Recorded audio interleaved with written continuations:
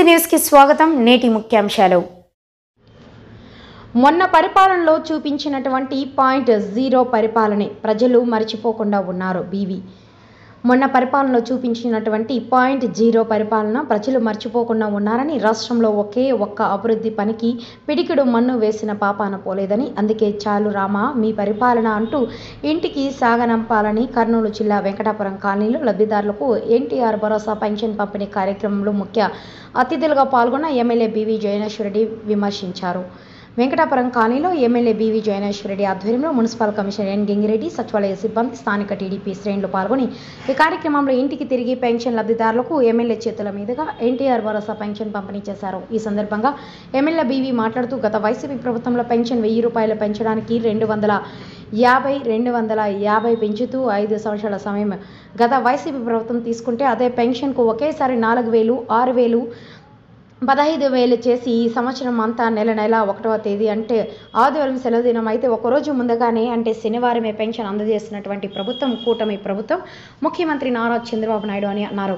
దయాలు వేదాలు వల్లించినట్లు కూటమి ప్రభుత్వం ఏమీ చేయలేదని, వైసీపీ పార్టీ మమ్మల్ని విమర్శిస్తున్నారని, మీరేమీ ఇబ్బంది పడనవసరం లేదని, మేము ఇచ్చిన ప్రతి హామీని అమలు చేస్తామని తెలిపారు. గత 5 సంవత్సరాల వైసీపీ ప్రభుత్వంలో రాష్ట్రాన్ని విధ్వంసం చేశారని, ఒకే ఒక్క పిడికుడు మన్ను వేసిన పాపాన పోలేదని, ఒక్క అభివృద్ధి పని చేపట్టకపోగా గుక్కెడు నీటిని తాగడానికి ఇచ్చిన పాపాన పోలేదని విమర్శించారు. రాబోయే రోజుల్లో దశల వారీగా ఇచ్చిన హామీలన్నింటినీ అమలు చేస్తామన్నారు. ప్రభుత్వంపై బురద జల్లే కార్యక్రమాలు చేసి మళ్ళీ అధికారంలోకి వస్తే 2 పాయింట్ చూపుతానని, 3 పాయింట్ చూపుతానని చెప్పడం తప్పు. మొన్న పరిపాలనలో చూపించినటువంటి .0 పరిపాలనని ప్రజలు మర్చిపోకుండా ఉన్నారని ఎద్దేవా చేశారు. పేదలకు నాణ్యమైన మందులను ఇవ్వాల్సిన మీరు అందులో పెద్ద స్కామ్ చేసి ఒక పక్క ప్రజల ప్రాణాలు తీసి మరో పక్క డబ్బులు కొట్టేసి ఈరోజు మేము అబద్ధమైన బ్రహ్మాండమైన పాలన అందించామని ప్రజలు అందరూ బాధపడుతున్నారని, అంటే మొన్న జరిగిన లెక్కర్ స్కామ్కు .0 పరిపాలనలో ఆ రోజు ఆ లెవెల్లో స్కామ్ చేశారు. రేపు 2 పాయింట్ అంటే ఇంకేమి చేస్తారు, ప్రజలు అందరూ భయపడుతున్నారని అన్నారు. ఈ కార్యక్రమంలో కూటమి టీడీపీ నాయకులు, కార్యకర్తలు, ప్రజలు పాల్గొన్నారు.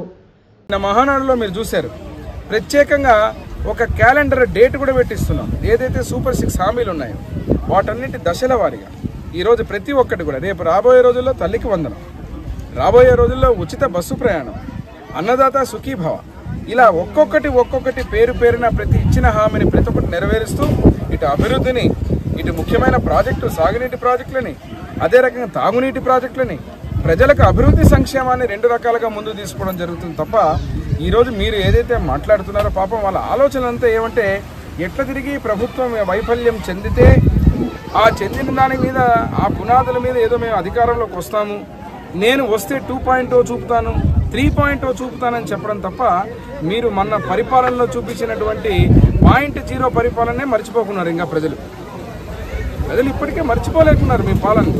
మీ దెబ్బకు భయపడి ముఖ్యమంత్రిగా నారా చంద్రబాబు నాయుడు గారు, డిప్యూటీ సీఎంగా పవన్ కళ్యాణ్ గారు, నరేంద్ర మోడీ గారి యొక్క నాయకత్వంలో దేశము రాష్ట్రము 2 కూడా కూటమి ప్రభుత్వంగా ఈరోజు ప్రజలు ఆశీర్వదించారు. 151 సీట్ల నుంచి ఈరోజు 11 సీట్లకు మిమ్మల్ని కుదించారంటే ఎంత చక్కని పరిపాలన మీరు చేశారో రాష్ట్ర ప్రజలు వాళ్ళు ఓట్లు వేసి, చాలు రామా నీ ప్రభుత్వానికి దండము, మీ వల్ల చేత కాదని చెప్పి ఈరోజు ఈ కూటమి ప్రభుత్వాన్ని ఆశీర్వదించిన తర్వాత చాలా తొందరపడుతున్నారు. ప్రతిపక్షంలో ఉన్నటువంటి పార్టీ ఏంటంటే ఇప్పుడు కాదు అప్పుడు కేవలం ఉనికిని చాటుకోవడం, వాళ్ళ ఉనికిని చాటుకోవడమే తప్ప ఇంకా వేరే ప్రయత్నాలు లేవు. ప్రజలు చాలా తెలివైన వాళ్ళు.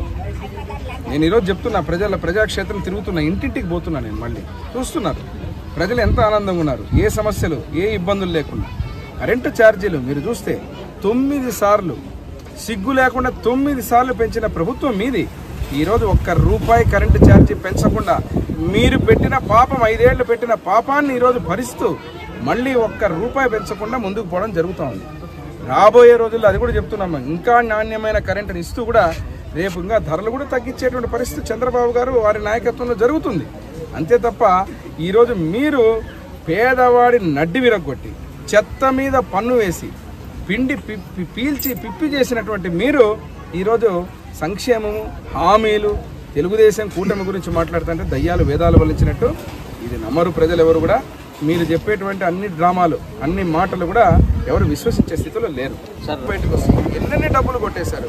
పేదలకు నాణ్యమైన మందును పూర్తిగా హానికరమైన మందులు తాపి ఇటుపక్క ప్రాణాలు తీసి అటుపక్క డబ్బులు కొట్టేసి ఈరోజు మేమంతా బ్రహ్మాండంగా మేము అద్భుతమైన పాలన ఇచ్చాము, ప్రజలందరూ బాధపడుతున్నారు. నేను ఇంకా అంటే మొన్న జరిగిన లిక్కర్ స్కామ్కి మీ 0.0 పరిపాలనలో ఆ రోజు ఆ లెవెల్ ఆఫ్ స్కామ్ చేశారు. రేపు 2.2 అంటే ఇంకేం చేస్తారు? ప్రజలు అదే భయపడుతున్నారు. మీరు రెవెన్యూ చూడాలా, రీసర్వే పేరు మీద అసలు గ్రామాలు కానీ పట్టాలు కానీ. ఇప్పుడు ఒక ముసలావిడ వచ్చి బాధపడుతోంది, ఇప్పుడు నా పక్కన కూర్చొని. ఏం బాధ ఏమది? పరిష్కారం కాకుండా ఇప్పుడు నా దగ్గర రెండోసారి రావడం. ఒక ఎమ్మెల్యే చెప్పిన కలెక్టర్లు కూడా పరిష్కరించలేని స్థితిలో గత ప్రభుత్వంలో మీరు చేసినటువంటి అవకతవకలు భూములు ఏం చేయాలో అర్థం కాక ఈరోజు అంటే ప్రత్యేక కార్యాచరణ చేసి ఇప్పుడు వీటన్ని